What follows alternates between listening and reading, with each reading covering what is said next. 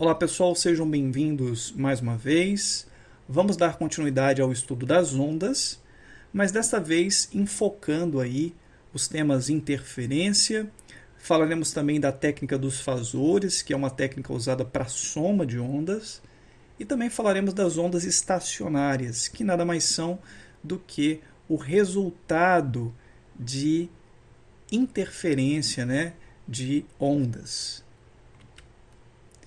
Bem, a interferência de ondas está presente com muita frequência no nosso dia a dia. É comum nós vermos várias ondas se propagando simultaneamente através da mesma região do espaço. Por exemplo, se você vai a um concerto de música clássica, você tem ali sons de diversos instrumentos, e esses sons eles são superpostos nos seus ouvidos, de modo que você ouve aí uma combinação de sons de diversos instrumentos musicais.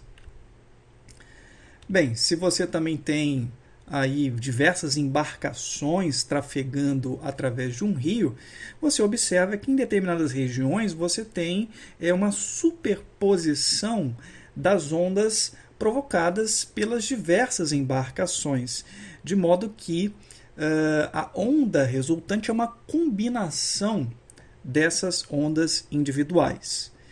Esses são exemplos que ilustram o chamado princípio da superposição.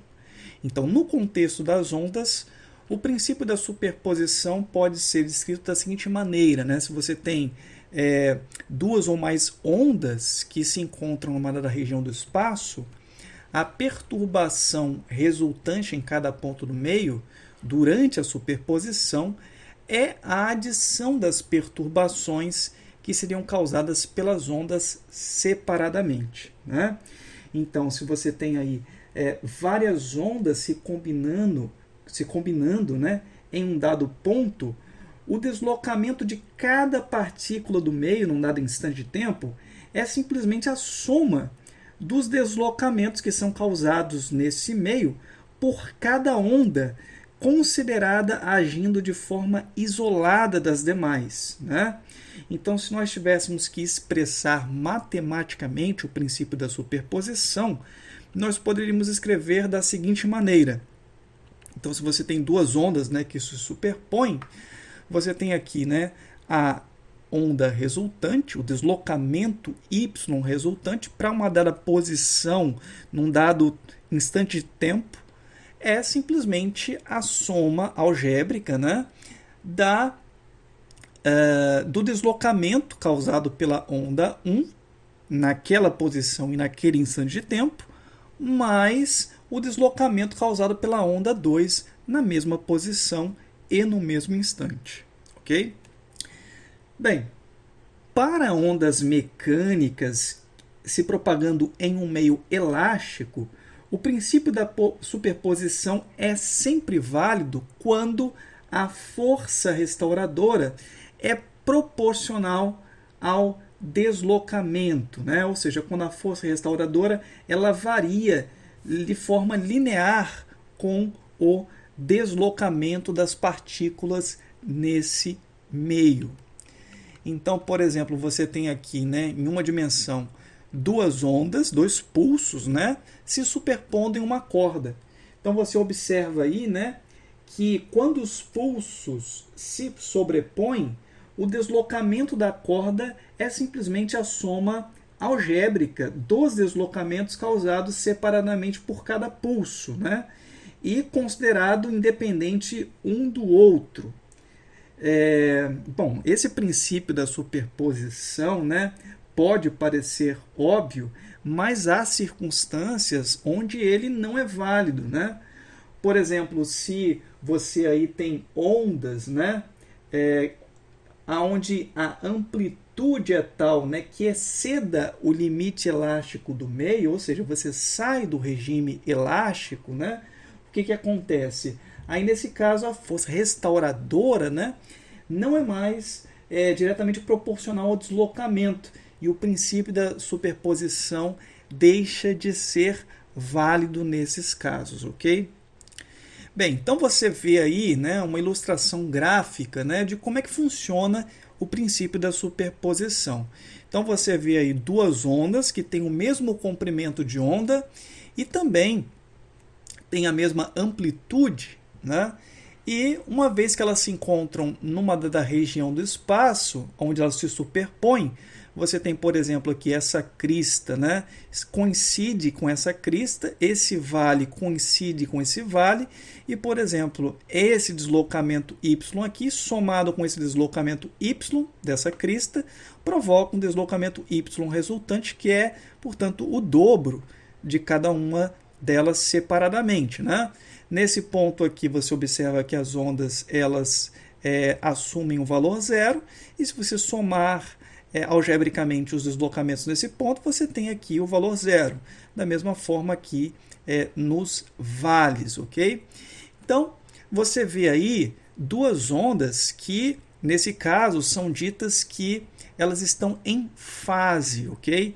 Não há um deslocamento, né, de uma onda em relação à outra. Nessa situação, nessa circunstância, nós dizemos que houve interferência construtiva, ok? Ou interferência totalmente construtiva, ok? Mas você pode ter também a situação em que duas ondas, né, embora tenham a mesma amplitude e o mesmo comprimento de onda, elas se encontram defasadas uma em relação à outra. Por exemplo, essas duas ondas aqui têm uma defasagem de meio comprimento de onda, se você observar bem, né? Então você tem aqui, né, meio comprimento de onda, tá vendo? E aqui outra metade de comprimento de onda. Então você observa que, por exemplo, se você pega essa crista aqui, esse meio comprimento de onda, e desloca meio comprimento de onda para frente, né, você vai ter aqui crista coincidindo com crista, né, e vale coincidindo com vale. Então você tem aí, observa, um deslocamento de fase de meio comprimento de onda, né? Esse deslocamento de fase de meio comprimento de onda pode ser expresso, né, por uma defasagem de π radianos, né? Então você pode dizer, né, que o ângulo de fase de uma das ondas, por exemplo, é zero, e o outro ângulo de fase é π, de modo que a diferença de fase entre as duas ondas é π radianos, ou 180 graus, né? Nesse caso você tem aquilo que a gente chama de interferência totalmente destrutiva, ou interferência simplesmente, né, interferência destrutiva. É claro que você pode ter situações intermediárias, né, entre esses dois extremos aí. Você pode ter uma situação em que a interferência não é totalmente destrutiva, nem totalmente construtiva. Você pode ter uma situação intermediária, né? Então vamos agora para o papel e vamos colocar aí no papel, né, como que funciona isso, essa matemática de soma das ondas, né? Se você tem, então, duas ondas com a mesma amplitude, o mesmo comprimento de onda, como que fica, né? Como é que é a matemática das funções que representam essas ondas?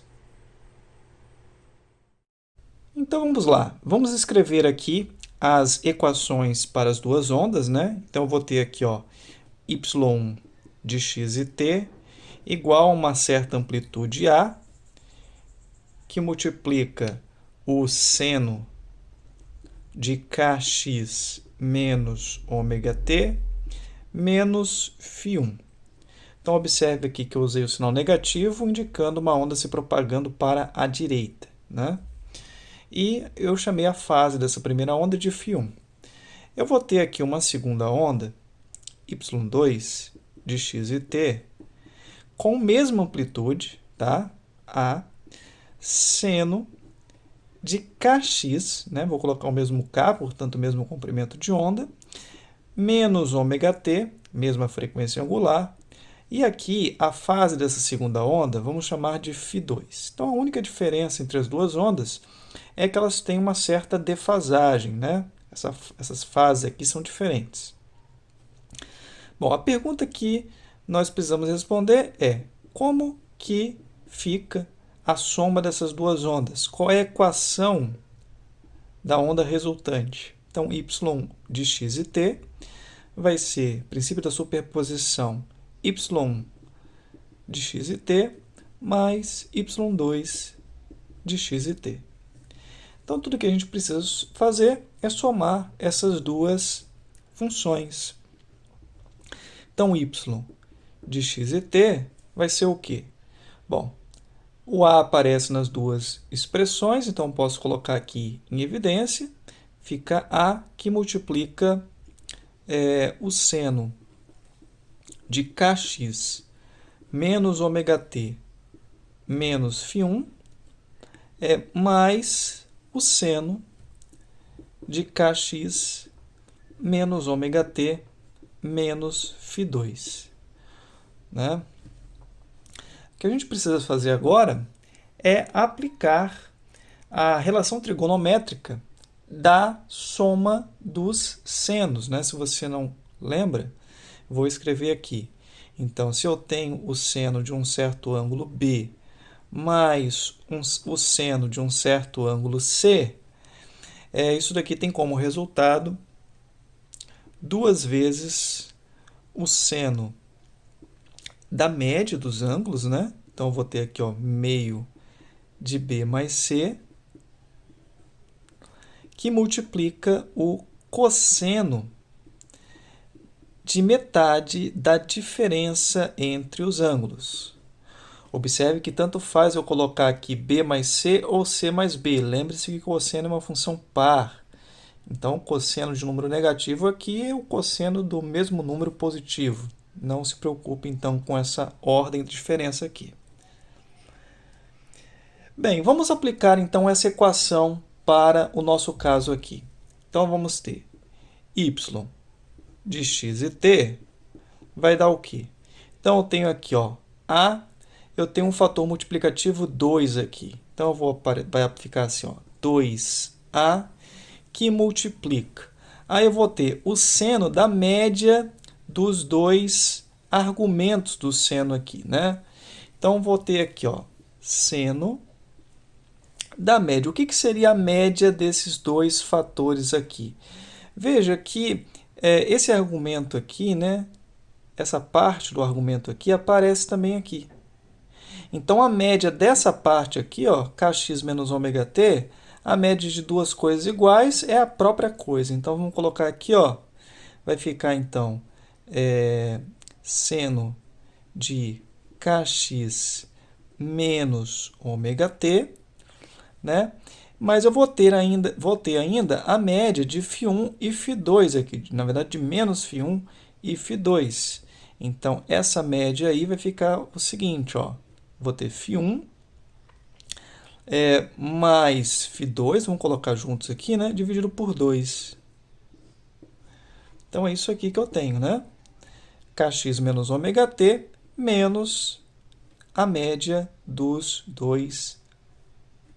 duas fases aí. Vezes. Agora vai aparecer o termo cosseno, né? O cosseno da metade da diferença. Então, se eu faço a diferença desse argumento por esse argumento, vai embora o kx menos ômega-t, porque é o mesmo termo que aparece aqui, aparece aqui. O que vai ficar sobrando aí, né? O que vai ficar, o que vai sobrar, então? Vai ser φ1 menos φ2, ou φ2 menos φ1, tanto faz, como eu já comentei, né? Então, eu vou ficar aqui, ó, com metade de φ1 menos φ2. O que acontece? Para poder simplificar aqui a nossa notação, eu vou chamar essa média aqui das fases simplesmente de filinha, ok? E aqui, essa diferença aqui, né, é justamente a diferença de fase. Eu vou chamar a diferença de fase entre as duas ondas, eu vou chamar de ΔΦ, tá? ΔΦ, a diferença de fase entre as duas ondas. E eu vou reescrever esse fator, né, esse resultado, da seguinte maneira. Y de x e t igual a 2 vezes a. Vou colocar aqui o termo envolvendo cosseno de, vamos colocar assim, ó, ΔΦ sobre 2, né? É isso aqui.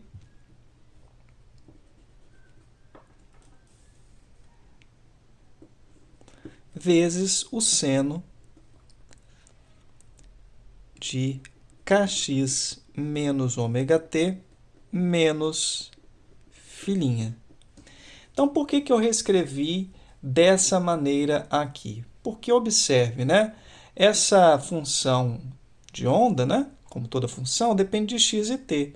A dependência de x e t ocorre justamente nesse fator aqui, no fator seno, né? Então, você pode aqui identificar essa parte da solução como sendo justamente a parte que caracteriza a natureza ondulatória dessa expressão, né? Esse termo multiplicativo aqui na frente, que não depende de x e t, na verdade é constante, né? Na verdade é o quê? É a amplitude, a nova amplitude da onda resultante. Vou chamar de A', tá? Então, eu vou reescrever a expressão da seguinte forma: ó, y de x e t igual a amplitude, a nova amplitude A', que multiplica o seno de kx menos ômega-t menos φ', ok? Então, o que você percebe dessa solução? A primeira coisa que a gente percebe dessa solução é que a amplitude, né, da onda resultante vai depender do quê? Vai depender da diferença de fase entre as duas ondas. É claro, né? A gente já sabe disso, já podia esperar isso, né? Então, eu vou escrever aqui a nova amplitude. Vai ser 2A cosseno de ΔΦ dividido por 2. Né? Então, lembre-se, né? Veja, se o ΔΦ, por exemplo, for zero, o que vai dar isso aqui? O que é a diferença de fase das duas ondas ser igual a zero? Significa que as duas ondas estão em fase, né? Crista com crista, vale coincidindo com vale, e, portanto, o que você espera nesse caso? Você espera que a soma das duas ondas vai dar uma interferência totalmente construtiva, né? E é justamente isso que acontece, né? Se ΔΦ for igual a zero, veja, cosseno de zero dá quanto? Cosseno de zero dá 1. Então, o resultado disso aqui vai ser o quê? A amplitude da onda resultante vai ser 2 vezes a amplitude de cada onda individual. É o que a gente já podia esperar. Se ΔΦ for igual a π radianos, né? Ou seja, 180 graus, o que acontece? Eu vou ter aqui o cosseno de π sobre 2. Cosseno de π sobre 2, ou seja, 90 graus. Cosseno de 90 graus dá zero. Então, nesse caso, a amplitude da onda resultante é zero. Então, o que acontece aqui? Nesse caso, eu tive interferência, né? Vamos colocar assim, interferência construtiva. E nessa segunda situação, nós tivemos interferência destrutiva, totalmente destrutiva, né? E é claro, eu posso ter aqui situações intermediárias, né? Dependendo então da diferença de fase entre as duas ondas, a amplitude vai ficar aí compreendida entre 0 e 2A, ok?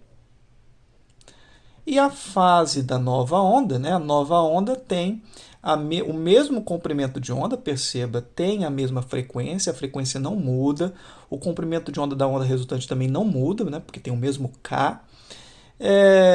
Lembre-se, né? K é 2π, né, sobre lambda. Então, se a nova onda tem o mesmo K, significa que tem o mesmo comprimento de onda das duas ondas que estão se combinando aí. Tem a mesma frequência também. Só que agora ela tem uma nova fase, né? E perceba que essa nova fase é nada mais, nada menos do que a média da fase das ondas individuais. Bem, é esse o resultado que eu precisava mostrar para vocês. Bem, isso que acabamos de ver, né, é como é que funciona o somatório de duas ondas que têm amplitudes iguais. A pergunta é, e quando acontece de você ter que somar duas ondas que têm amplitudes diferentes? Por exemplo, esse caso que você vê aí. Então, como que fica o somatório dessas duas ondas? Qual é a onda resultante nesse caso? Então você vê aí duas ondas que têm amplitudes A1 e A2. Né? Observe que elas têm o mesmo número de onda, né? Tem o mesmo K. Lembre-se que o número de onda está relacionado com o comprimento de onda. Né? K é 2π sobre lambda. Portanto, se as ondas têm o mesmo número de onda, significa que elas têm o mesmo comprimento de onda. E é exatamente isso que você vê aí. Né? A distância aqui entre as duas cristas é lambda. Essa distância aqui também é lambda. Bom, essas ondas também, a gente está considerando aqui duas ondas que têm a mesma frequência angular, né? E, portanto, elas, se duas ondas têm o mesmo comprimento de onda e elas têm o mesmo ômega, né? A mesma frequência angular, significa que elas se propagam com a mesma velocidade. Né? Então, duas ondas que têm o mesmo comprimento de onda, que se propagam com a mesma intensidade de velocidade e que têm fases diferentes. A fase da onda 1 eu chamei aqui de φ1 e a fase da onda 2 de φ2. Você vê aí que elas têm um deslocamento de fase. Bem, ou seja, é isso que você vê aí.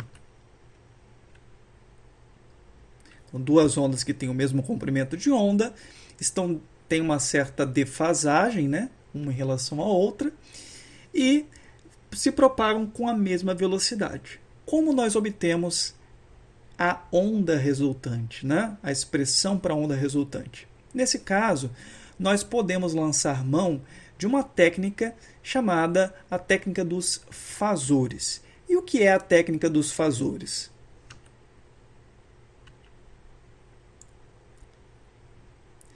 Então, para estudar a técnica dos fasores, vamos considerar essa onda que está sendo mostrada aí. Então, a função que descreve essa onda é y1 de x de t é 1,5, é a amplitude dessa onda. Você pode observar isso graficamente aqui, ó, a amplitude 1,5. Veja que é uma onda que tem um número de onda que eu chamei aqui de k. Você tem uma frequência ômega. Observe o sinal positivo aqui, ó. Se o sinal é positivo, significa que essa onda se propaga para a esquerda. Daqui a pouco eu vou liberar o tempo e você vai poder observar isso aí. Tá? E a fase inicial dessa onda é de menos π sobre 6. Né? Então, é isso que você tem aí. Né? Uma onda se propagando para a esquerda com uma amplitude de 1,5. E agora, né, vamos dar uma pausa aqui, vamos voltar à situação inicial, t igual a 0, essa configuração aí. Vamos colocar essa onda aqui, esse gráfico um pouquinho para o lado, porque eu preciso colocar aqui do lado o fasor que vai representar essa onda. E o que é um fasor? Um fasor é simplesmente um vetor girante, ok? Então, o que acontece? Quando essa onda percorre o espaço, né, esse fasor, esse vetor aí, né, ele vai girar acompanhando o movimento dessa onda. Dessa maneira aí.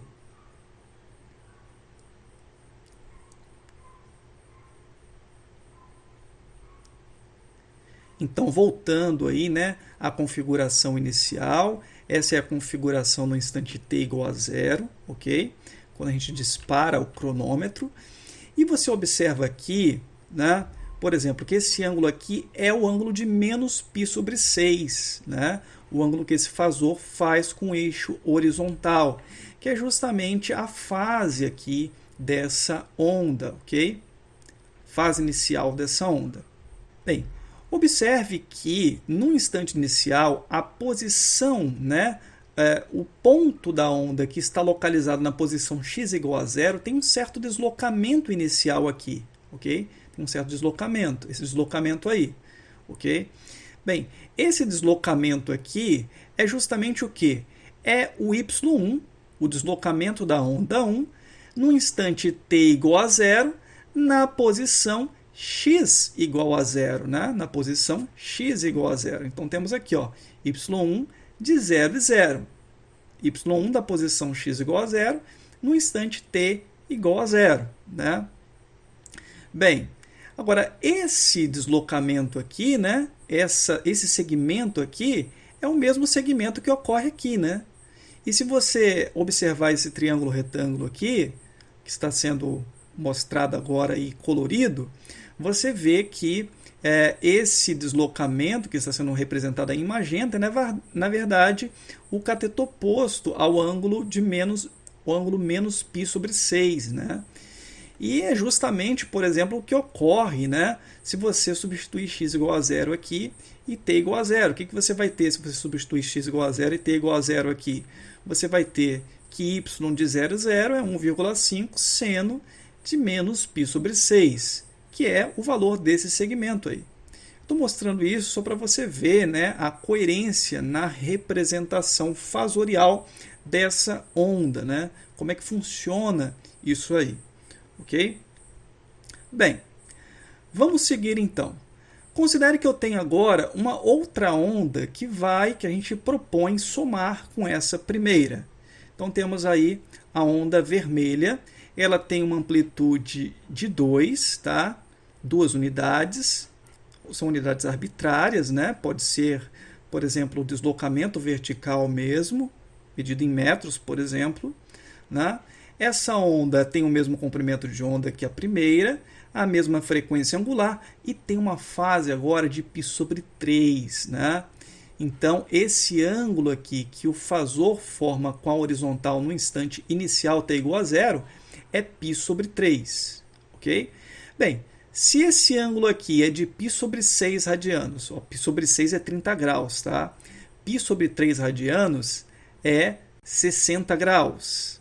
Então, se você tem aqui, ó, 30 graus mais 60 graus, você tem ao todo aqui, né, 90 graus, ou seja, π sobre 2 radianos, ok? Então, a diferença de fase entre as duas ondas, essas duas ondas aí, é de π sobre 2 radianos, é justamente o ângulo entre os dois fasores, ok? Você observa aí, né, que uma onda está avançada em relação à outra justamente de 1/4 de comprimento de onda, né? Você vê aí que essa crista, por exemplo, aqui, coincide com a posição onde a onda azul atinge um deslocamento zero, né? Então você tem zero, enquanto a onda azul está no zero, a onda vermelha está no deslocamento máximo, ok? Bem, e dinamicamente o que nós veríamos é isso aqui, né? Então os dois fasores giram, enquanto as ondas elas percorrem o espaço. Então essa é a posição novamente t igual a zero. A gente volta ao instante, né? T igual a zero. Bem, uma coisa para a qual não chamei atenção ainda é que o comprimento desses dois vetores, ou desses dois fasores, né, é justamente a amplitude dessas ondas. Por exemplo, o comprimento do fasor em azul vale 1,5 unidade, como vocês podem ver aqui, né, 1,5 unidade. Já o comprimento do fasor vermelho é 2 unidades, né, que é justamente a amplitude da onda vermelha. Então, se essas duas ondas estão sendo representadas por esses dois vetores, você já pode imaginar o que é que vai representar a onda resultante da soma das duas, né? Bem, a onda resultante vai ser representada por um fasor que é a soma vetorial desses dois fasores aí, né? Então, vamos representar graficamente o que é esse vetor resultante. Então, usando a regra do paralelogramo, nós obtemos esse vetor em preto aí, né? Veja que esse vetor preto ele tem uma certa amplitude A e ele também forma um certo ângulo com eixo horizontal, que vamos chamar de beta. Olha, o que é esse A e o que é esse beta? A amplitude do vetor resultante é justamente a amplitude da onda, resultado da soma das duas anteriores, né? E esse ângulo beta é justamente a fase da onda resultante. Tá? Então, nós podemos escrever aqui, né, que a soma dessas duas ondas vai ser, então, um y de x e t, que vai ter uma certa amplitude A e que vai ter o mesmo comprimento de onda, a mesma frequência, a onda resultante vai ter o mesmo comprimento de onda, a mesma frequência, mais uma fase aqui distinta que nós chamamos de beta, ok? Então, gente, agora observe que nós trocamos, né, uma soma que seria aqui complexa, né? A gente teria que fazer a soma algébrica desse negócio aqui. E agora o que a gente precisa fazer nada mais é do que uma soma geométrica, né? Uma soma desses dois vetores aqui para obter o quê? Para obter o módulo do vetor resultante e esse ângulo que está sendo representado aí. Então, como é que nós obtemos, por exemplo, né, o valor de A e do comprimento do vetor resultante? Se os dois vetores aqui, né, eles são perpendiculares entre si, é fácil encontrar o vetor soma, né, o módulo do vetor soma. Usando o teorema de Pitágoras, né, e olhando esse triângulo retângulo aqui, ó, você vê que os catetos do triângulo retângulo são justamente os comprimentos dos vetores azul e vermelho.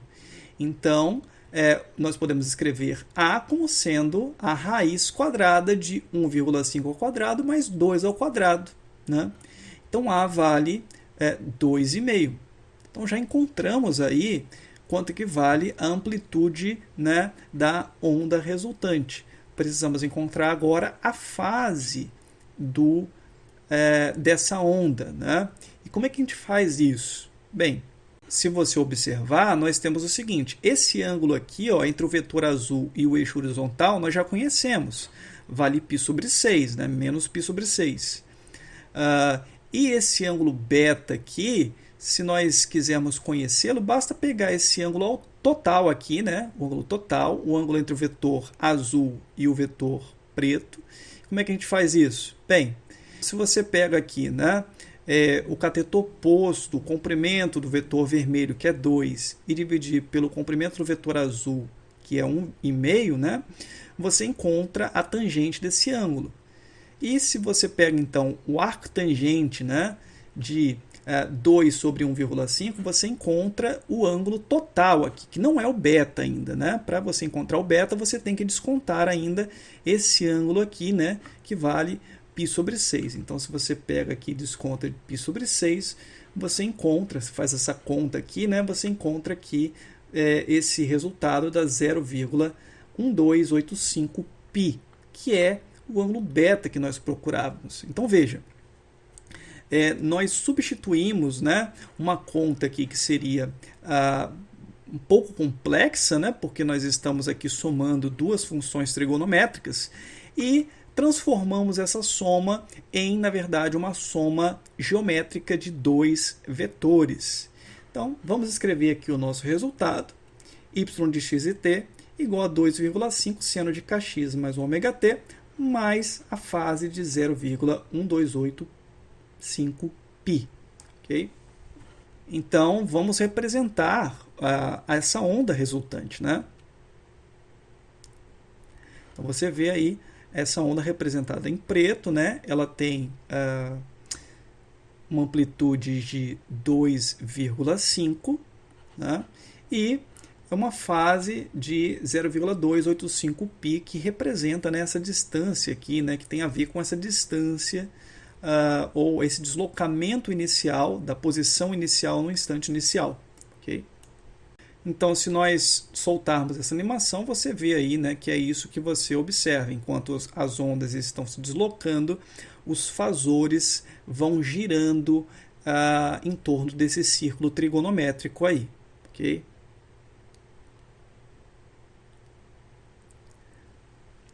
Bem, vamos ver um outro exemplo agora. Então você vê aí, né, uma onda, né, representada aí pela função y1 de x e t igual a 1,5 seno de kx mais ômega t mais π sobre 6. Então essa onda também tem uma amplitude de 1,5, só que a fase dela é de π sobre 6, ok? Então vamos colocar ela aqui de lado, vamos representar o fasor que representa a onda. Né? Esse ângulo aqui, portanto, é π sobre 6. Tá? E nós teremos isso aqui, né?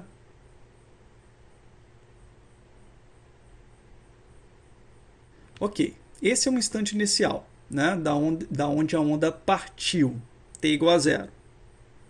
E a gente precisa somar essa onda com uma outra, que eu vou representar aqui em vermelho, né? Essa onda em vermelho é dada pela seguinte função, y2 de x e t igual a 2,5, então a amplitude dessa outra onda é 2,5, tá? E a fase dela é de 5π sobre 12, ou seja, esse ângulo aqui é de 75 graus, ok? Então, vamos colocar aqui de novo a onda azul, né? Lembre-se que ela faz um ângulo aqui de π sobre 6, né? Com o eixo x, o eixo horizontal, que é 30 graus, né? E a onda vermelha faz um ângulo aqui com o eixo horizontal de 75 graus, ou 5π sobre 12 radianos. Bem, então o ângulo formado entre os dois fasores aí é um ângulo de, faz a conta aí, 75 menos 30, 45, ou seja, π sobre 4 radianos, ok?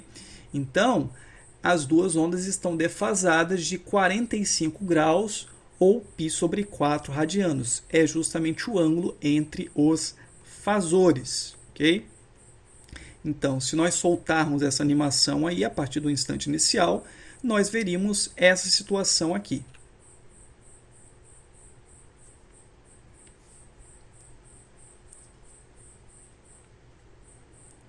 Então, voltamos à configuração inicial, t igual a zero, e a gente precisa determinar a soma desses dois fasores, que vai nos dar a amplitude da onda resultante, né? E a fase da onda resultante. Então, vamos representar aqui o vetor, que é a soma desses dois. Usando a regra do paralelogramo, nós temos isso aí. Bem, então tudo que você tem que usar aí é lembrar das relações, né, de triângulos, né, para você encontrar esse ângulo aí e esse também, o comprimento desse vetor.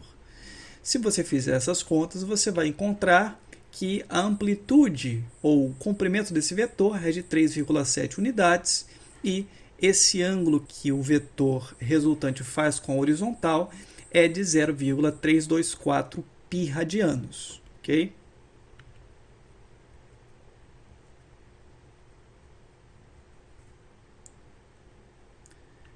Então, enquanto as ondas percorrem o espaço, é isso que você vê, né, os fasores girando em torno do eixo trigonométrico.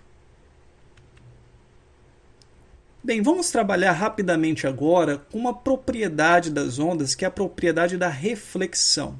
Então, se você gera, né, um pulso, por exemplo, nessa corda aqui com uma extremidade fixa a uma parede, né, você gera um pulso nessa corda tensionada, ela vai refletir-se nesse ponto. A mesma coisa ocorre se você tem aqui uma corda com uma extremidade livre, ou seja, essa corda está presa aqui a um aro, né, que está colocada sobre uma haste, né? Esse aro está colocado sobre uma haste. Essa haste não oferece nenhuma resistência, tá? Não tem nenhum atrito com esse aro aqui, de modo que esse aro pode deslizar livremente aqui, tá? Bem, a pergunta é o que ocorre com o pulso ou a fase desse pulso, né, quando ele é refletido através da interface da onda, né, da corda, com o meio na qual ela está ligada. Então, vamos trabalhar com essa primeira situação, corda com extremidade fixa. Veja bem o que acontece.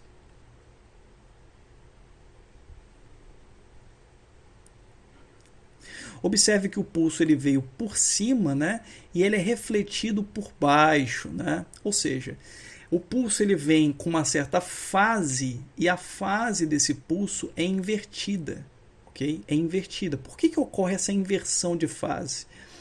Porque quando a onda chega na interface aqui, né, ela aplica uma força para cima sobre a parede, né? E a terceira lei de Newton diz que se um corpo aplica uma força sobre outro, né, se a corda aplica uma força para cima na parede, a parede aplica a mesma força sobre a corda, só que no sentido para baixo, né? Então, é esse efeito que produz essa inversão de fase na corda. Bem, o que ocorre no caso de uma corda com uma extremidade livre? Você produz um pulso aqui. Então, nesse caso aqui, ocorreu inversão de fase, né? E o que ocorre nesse caso aqui? Nesse caso, veja o que ocorre. Então, você vê aí, né, que não há inversão de fase. E por quê? Porque a haste não oferece, nesse caso, nenhuma resistência, né?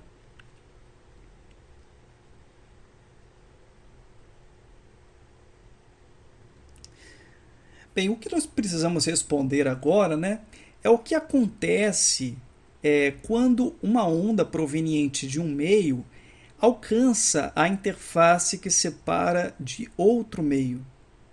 Por exemplo, você vê aqui, né, duas cordas, uma corda mais fina e uma corda mais grossa ligadas entre si, né? E a pergunta é, o que ocorre quando essa onda, né, proveniente de um meio encontra a interface que separa, né, os dois meios aqui, tanto nessa situação quanto nessa, né? Então, nessa primeira situação, você vai ter um pulso aqui que vai ser gerado na corda menos densa e que vai se propagar aqui para a direita. E nesse caso aqui você vai ter um pulso que vai ser originado na corda mais densa e que vai se propagar para a direita, vai alcançar essa interface. A pergunta é, o que acontece quando o pulso alcança essa interface que separa esses dois meios? Então vamos trabalhar com essa primeira situação aqui. Observe o que acontece.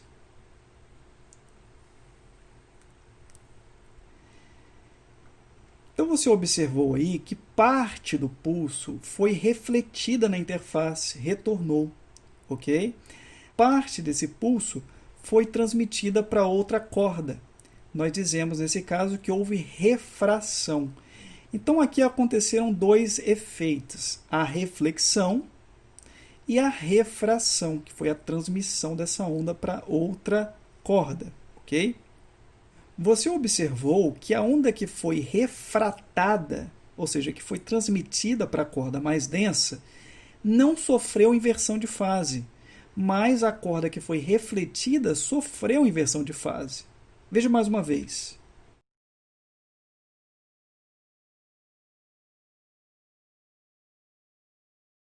Isso quando o pulso originado na corda menos densa encontra a interface com uma corda mais densa. É como se esse pulso que é refletido encontrasse nesse ponto aqui, né, um ponto fixo. Tá? É claro que esse ponto não é totalmente fixo, tanto que a parte da onda, da energia da onda é transmitida, né, para a corda mais densa. Vamos ver agora o que ocorre nessa segunda situação. Então, nesse caso aqui, ocorreu inversão de fase na reflexão. Já nesse caso aqui, né, da corda mais densa para menos densa, veja o que vai acontecer.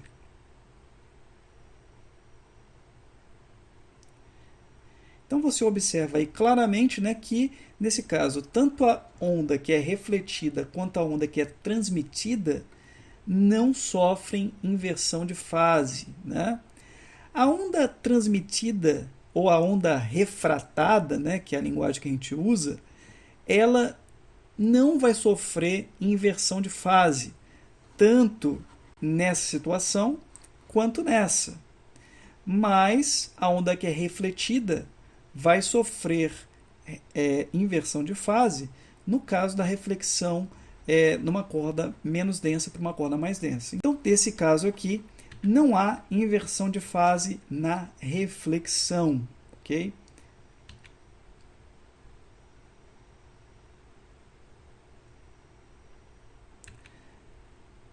Aí nós temos um resumo do que acabamos de ver, né? Então a onda incidente chegou, alcançou a interface, o pulso refletido sofre inversão de fase, o pulso refratado não sofre inversão de fase. No caso do pulso originado na corda mais densa, quando encontra a interface com uma corda menos densa, o pulso refletido não sofre inversão de fase e o pulso refratado, novamente, não sofre inversão de fase. O pulso refratado nunca sofre inversão de fase. Tá, e por que trabalhamos com isso? Pelo seguinte, imagine que você tem aqui uma onda se propagando para a direita, é o que você vê aí, né? E você queira saber o efeito da composição ou da superposição dessa onda com uma onda que tem as mesmas características, isto é, o mesmo comprimento de onda, a mesma amplitude, só que se propaga em sentido contrário. Então, o que você tem é isso aí. O que dá a superposição dessas duas ondas? Bem, se você faz a superposição dessas duas ondas, o que você encontra é essa onda aqui.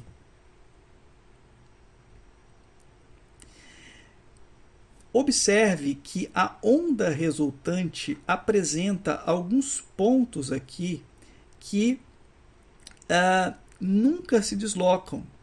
E você observa também alguns pontos que se deslocam com amplitude máxima. Ok? Então, na verdade, o que você tem aí é uma onda que, na verdade, não se propaga. Né? Ela não se propaga. Por que ela não se propaga? Porque você tem esses pontos fixos aqui, que não permitem que a energia seja transmitida de um lado para o outro. Né?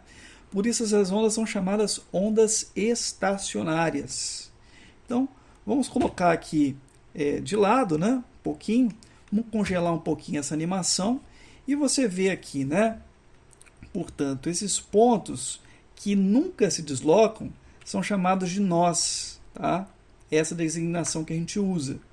Já esses pontos que se deslocam com amplitude máxima, como por exemplo esse daqui, são chamados de antinó, ok? Antinós. Então, como eu já disse, né, não há transporte de energia ao longo da corda, porque não pode existir passagem de energia através dos nós, que sempre estão em repouso. Ok? Bem, e uma coisa que a gente observa é o seguinte, por exemplo, esse daqui é o comprimento de onda de cada uma das ondas. Né? As duas ondas têm o mesmo comprimento de onda. Mas o que você vê da onda resultante, né, é que a distância aqui entre os dois antinós, né, é de meio comprimento de onda. Né? Então, a distância entre dois nós consecutivos é meio comprimento de onda. Já a distância entre dois antinós consecutivos, né, também é meio comprimento de onda. Você vê aqui, ó, meio comprimento de onda.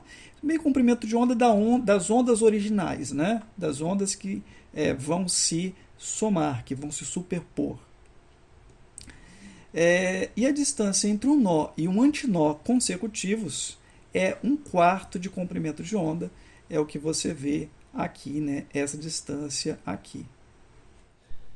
Bem, uma vez que você já viu conceitualmente, né, o que ocorre no caso das ondas estacionárias, vamos mostrar aqui matematicamente, né, por que o efeito é aquele que a gente viu ali. Bem, vou escrever aqui duas ondas então, ok? X, y de x e t, y de x e t, é igual a seno, uma certa amplitude A, seno de kx, vou colocar aqui menos ômega t. Portanto, uma onda se propagando para a direita, né? Y2 de x e t, uma onda com a mesma amplitude. Então, vou colocar aqui, ó, seno de kx, uma onda também que tem o mesmo comprimento de onda, mais ômega t. Então, eu quero combinar duas ondas, uma se propagando para a direita, outra se propagando para a esquerda. Tá? Vamos ver como é que fica a combinação dessas duas ondas, o que dá o resultado da superposição dessas duas ondas.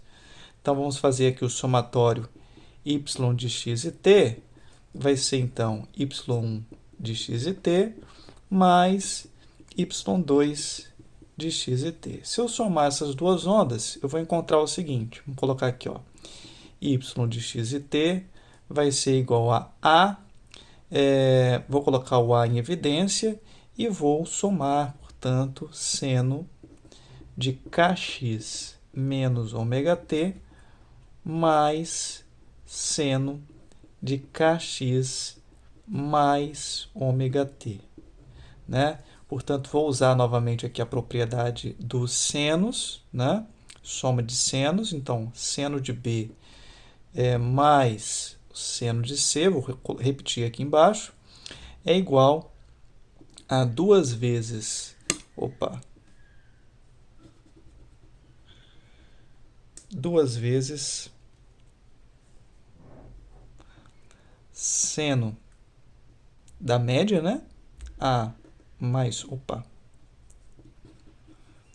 C mais B dividido por 2 vezes o cosseno de metade da diferença, C menos B. Então, o que vai dar aqui? Vamos aplicar essa expressão para essa soma aqui. Então, vai dar y de x e t igual a 2 vezes a, né? Esse 2 aqui com esse a. E agora eu vou aplicar essa parte aqui, né? Seno de c mais b sobre 2, ou seja, a média disso aqui. A média disso aqui, observe, né? Se eu somar esses dois fatores, eu vou ficar com 2 vezes kx, né? Porque o ômega t vai embora. Dividido por 2, então eu vou ficar aqui com kx simplesmente. Então vai ser seno de kx vezes o cosseno da diferença dividido por 2. A diferença aqui vai dar o quê? Se eu faço a diferença, vou cortar dessa vez o kx, né? Porque kx menos kx vai embora. E eu vou ficar com ômega t menos ômega t 2 vezes, né? Então, vou colocar aqui, só que dividido por 2, né? Então, vou ficar simplesmente com ômega t. Então, está aqui. Essa é a solução que nós temos no caso das ondas estacionárias. Observe o seguinte, né? Que coisa interessante. Veja que o termo que carrega kx ficou dentro de uma função seno e o termo que carrega ômega t ficou dentro de uma função cosseno. Veja, lembre-se que qualquer onda ela deve obedecer a seguinte relação, né? Tem que ser uma função de x mais ou menos kVt, ou mais ou menos ômega t, né? Escrevendo em termos de ômega. X mais ou menos ômega t. Só que isso daqui, essa expressão aqui de cima, não satisfaz isso aqui, né? A expressão depende de x? Depende, está aqui. Depende de t? Depende, está aqui. Só que esse termo não aparece junto, né? Não aparece na forma x mais ou menos ômega t. Então, para todos os efeitos, isso aqui, a gente chama até, né, fala ondas estacionárias, mas não é bem uma onda, né? É uma coisa que não se propaga, né? Por isso que a gente chama de estacionário, né? Uma coisa que está parado de fato, né? A onda ela não se propaga. Para todos os efeitos, não é uma onda, né? Mas a gente chama onda estacionária. Bem, o que acontece? Como é que a gente interpreta isso aqui? Bem, você pode encarar esse 2 vezes a seno de kx como sendo a modulação da amplitude desse negócio, né? Então, o que você tem aqui? Você tem uma função seno modulando a amplitude da sua função, né? E como você tem uma função seno multiplicada por uma função cosseno, né? Se você multiplica aqui, então isso daqui é a função seno dependente de x, né? A função aqui é de x.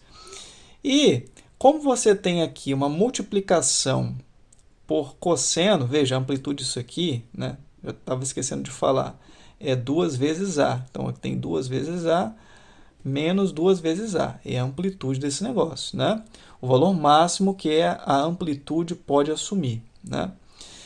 E aqui, veja, eu vou ter cosseno de ômega t. Quando você multiplica essa função por essa função, você permite, né, que cada ponto da corda, da onda, né, ela assuma os valores aqui, né, positivo e negativo. Então, isso daqui vai ser espelhado aqui embaixo, ó, porque a função cosseno vai variar entre 1 e menos 1, né, no tempo.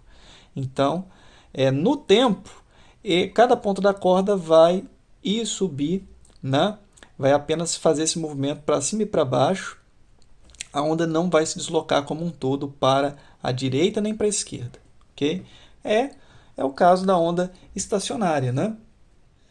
Então, vamos escrever aqui, ó, a amplitude, então, é uma amplitude que vai variar com o x. Então, cada ponto da corda vai ter uma amplitude fixa, né? E diferente da vizinha, né? Do ponto vizinho.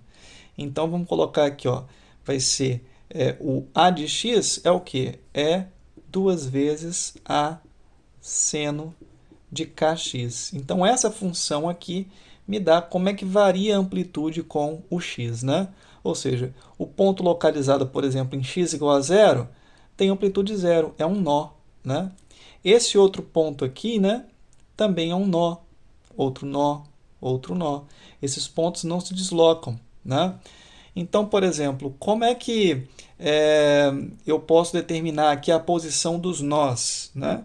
Olha, as posições dos nós são as posições para as quais o seno de kx dá zero, né? Bem, por que nós estudamos há pouco aquelas propriedades de reflexão das ondas geradas numa corda, né? Por exemplo, quando você tem um pulso que encontra uma extremidade livre ou uma extremidade fixa. Pelo seguinte, acabamos de ver que as ondas estacionárias são formadas quando você tem duas ondas, né, com mesmas características, isto é, com o mesmo comprimento de onda e com a mesma amplitude, que se encontram no espaço uma vez que elas se propagam em sentidos contrários. Bem, isso é justamente o que ocorre quando você tem uma onda que é refletida numa interface, né? Se você tem a reflexão da onda, você vai ter uma interferência, né? Uma superposição da onda incidente com a onda refletida. É justamente isso que eu estou falando aqui, ó. Então você tem aí uma sequência de pulsos que encontram a interface com extremidade livre e você tem aí a composição, né, a superposição da onda incidente com a onda refletida. Você tem a formação de uma onda estacionária. Bem, isso acontece não apenas no caso da extremidade livre, né? Também ocorre, né, no caso de uma onda que encontra uma extremidade fixa. É o que você vê aqui. Então você vê aí uma onda, né, que é gerada nessa corda, e você vê ali a inversão de fase ali no início, né, e você vê a formação dessa onda estacionária. Por quê? Porque a onda incidente encontra-se com a onda que é refletida. Então, quando que você tem, por exemplo, a formação de uma onda estacionária? Você vê isso em instrumentos musicais de corda, por exemplo, a guitarra, o violão.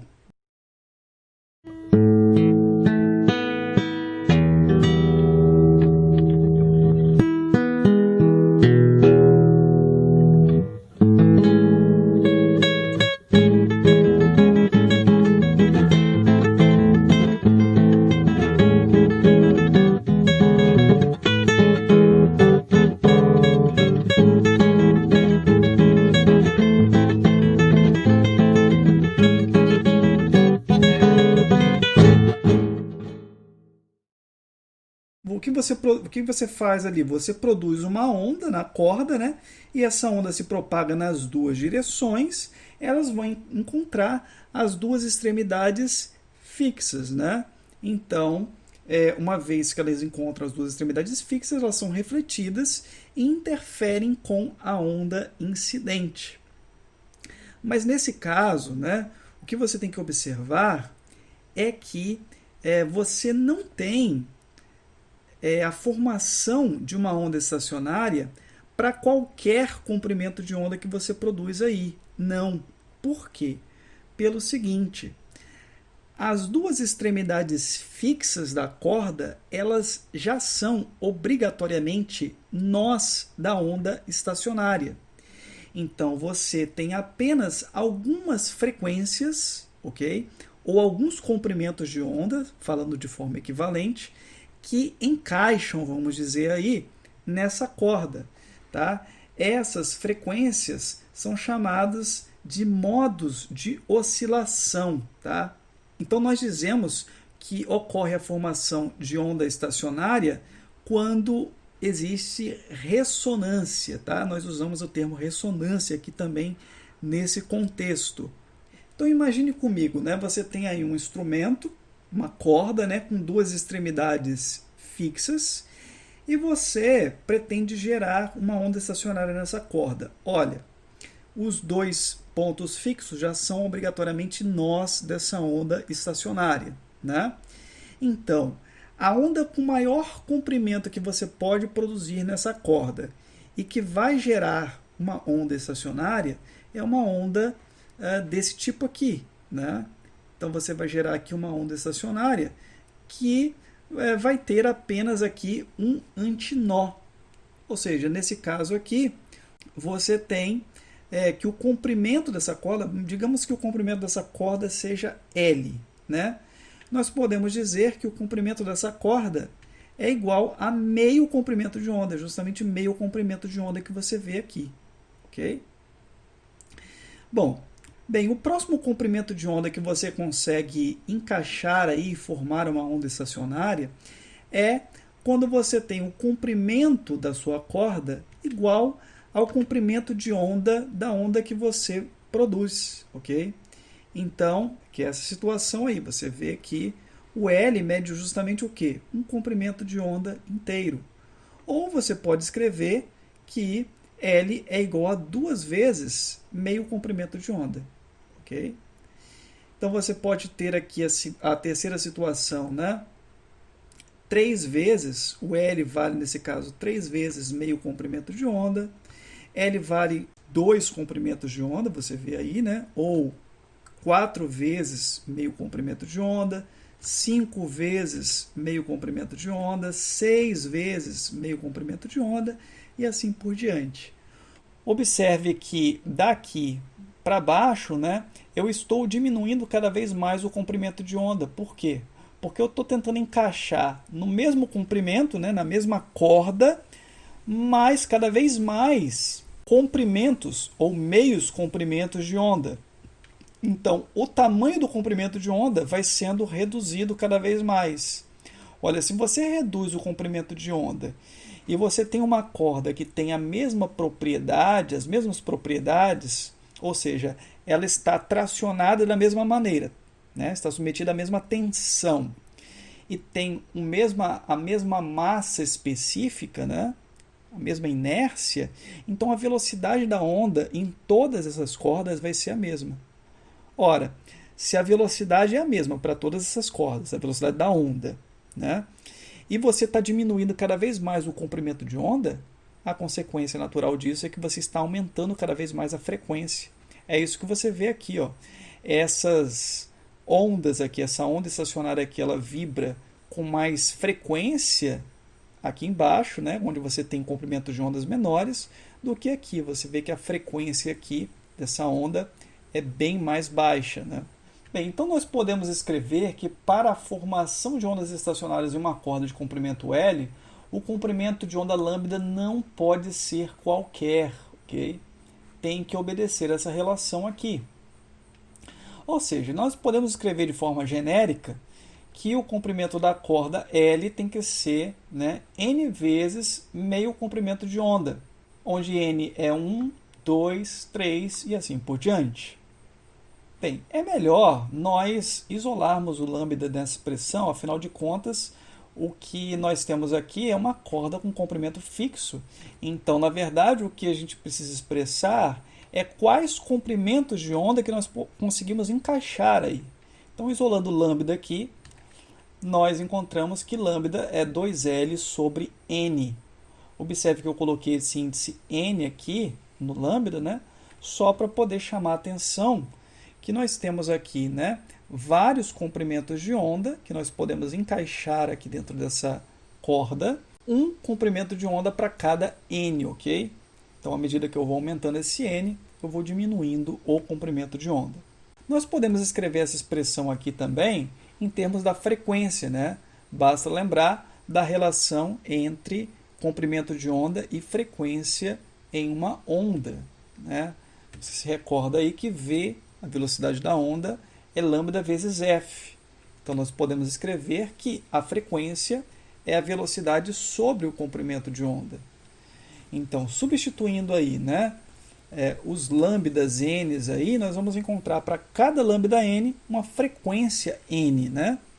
Como lambda n é 2L sobre n, substituindo então lambda n nessa expressão aqui, nós encontramos que as frequências, né, Fn, é n vezes V sobre 2L, ok? Onde n igual a 1, 2, 3 e assim por diante.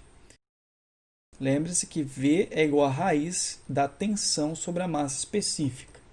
Mas vamos apagar aqui por um instante, né, essa expressão, porque eu preciso chamar a atenção para uma outra coisa ainda. Veja que a menor frequência que nós podemos encaixar aí nessa corda corresponde a n igual a 1. E vale quanto?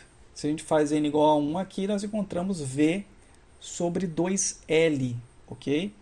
Essa frequência, a menor frequência que nós conseguimos produzir aí de uma onda estacionária é chamada frequência fundamental, ok? Veja que as frequências das ondas estacionárias aí são múltiplas, né, inteiras da frequência fundamental, ok? Todas as outras frequências são, na verdade, múltiplo da frequência fundamental. Então, o segundo harmônico, né, como nós chamamos assim, né, n, correspondente a n igual a 2, é 2 vezes a frequência fundamental. O terceiro harmônico é 3 vezes a frequência fundamental e assim por diante.